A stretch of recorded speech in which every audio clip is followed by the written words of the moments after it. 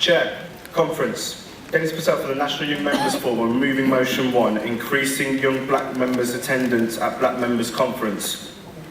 Can I first of all welcome the support of the National Black Members Committee for this motion. I hope we will see them lead the work that needs to be done to put into practice. As a young black person and as a young black trade unionist, I'm very proud of this conference, and I'm very proud to be moving the first motion up for debate. This conference is the largest of its kind in Europe, and it is the major achievement by UNISON and by black trade unionists. It is the place where we can discuss and debate and decide our priorities. It is where we hear many powerful, thoughtful contributions about the way forward and getting organised. It is where we participate with our brothers and sisters in determining our agenda. We welcome those who identify as black to our conference. We welcome those who are black and are disabled. We welcome those who are black and LGBT, and we welcome black women. But conference, how welcoming is our conference to young black trade unionists? How do we encourage them to attend? And how do we bring them into the movement? Or should I say, how do you bring them into this movement? How do you encourage them to attend this conference? And how do you welcome them to this conference? Because this year we have just seen 7 young members attending conference. That's less than 2% of the delegates here.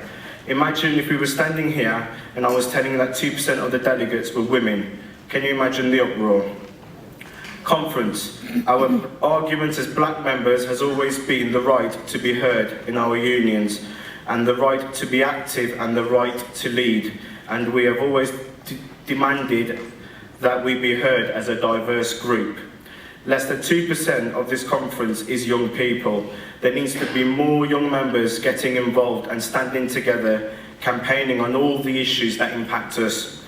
And please, conference, I do not want to hear people getting up here saying young people are simply not interested. What? Not interested in jobs? Not interested in job security? Not interested in education and training, health and safety, fairness at work, equality?